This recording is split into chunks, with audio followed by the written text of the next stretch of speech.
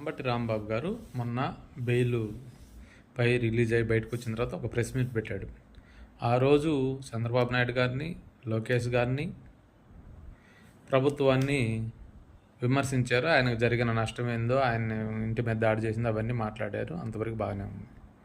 ఈరోజు మళ్ళా జగన్మోహన్ రెడ్డి గారిని కలిసి బయటకు వచ్చిన తర్వాత ప్రెస్ మీట్ పెట్టాడు. పెట్టి పవన్ కళ్యాణ్ గారిని మాట్లాడారు.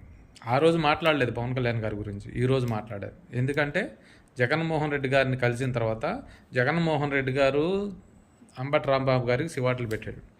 మొన్న మీరు ప్రెస్ మీట్ పెట్టినప్పుడు పవన్ కళ్యాణ్ గారిని పల్లెత్తి మాట అనలేదు. ఎందుకు అనలేదు సార్? ఆయన ఏం దానికి కారణం అయి ఉండడు అనే ఉద్దేశంతో అంబటి రాంబాబు గారు గమ్మునుంటే, కాదు ఆయన కూటమి దాంట్లో ఉన్నాడు కాబట్టి ఖచ్చితంగా ఆయన నిన్నేం అనకపోయినా సరే ఆయన నువ్వు తిట్టాల్సిందే, ఆయన్ని నువ్వు లేవనెత్తాల్సిందే అని చెప్పి ఒక స్క్రిప్ట్ ఒకటి ఇచ్చారండి.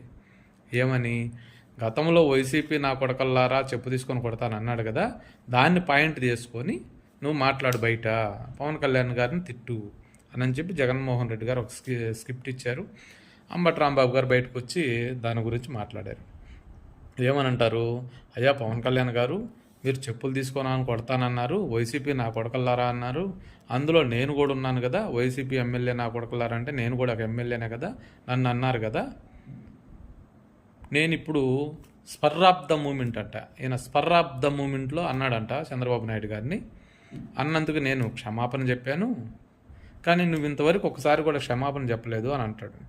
స్పర్ ఆఫ్ ద మూమెంట్ అంటే ఒకసారి వచ్చేది, 5 సంవత్సరాలు స్పర్ ఆఫ్ ద మూమెంట్ రాదు అంబటి రాంబాబు గారు. కొన్ని లక్షల సార్లు లక్షల మంది 3 పెళ్ళిళ్ళు, ఇంట్లో ఆడపిల్లల్ని నోటుకు వచ్చినట్టు మాట్లాడితే అది స్పర్ ఆఫ్ ద మూమెంట్ కాదు, కొవ్వు పట్టిన మాటలయ్యి. ఆయన క్షమాపణ చెప్పాలా మీకు? నువ్వు రోడ్డు మీద విచ్చలవిడిగా మాట్లాడతా, కుక్క భయపడదు, నక్క భయపడదు అని చెప్పి నోటుకొచ్చినట్టు మాట్లాడి వాళ్ళు నీ మీదే దాడికి వస్తే నువ్వు నోటుకొచ్చినట్టు మాట్లాడి నీ ఇంటి మీద దాడి చేయటం 100% తప్పు. ఎవరు కాదనరు, అది తప్పు కాదని ఎవరు అనరు, 100% తప్పే. దాన్ని అందరూ ఎవరు సమర్థించరు దాన్ని అసలు. కానీ పవన్ కళ్యాణ్ గారు సంఘటన ఏదైతే ఉందో అది టీడీపీ వాళ్ళకి నీకు పర్సనల్, అది మీ ఇద్దరు పర్సనల్ వ్యక్తిగత గొడవలు, రెచ్చగొట్టుడుతనం జరిగింది. అంతేగాని బహుశా పవన్ కళ్యాణ్ గారు కూటమిలో ఉన్నారు కాబట్టి ప్రభుత్వం తప్పిదం కూడా అవుతుంది, కానీ పవన్ కళ్యాణ్ గారికి పర్సనల్గా దీంతో సంబంధం లేదు. కానీ మీరు పవన్ కళ్యాణ్ గారిని లాగారు.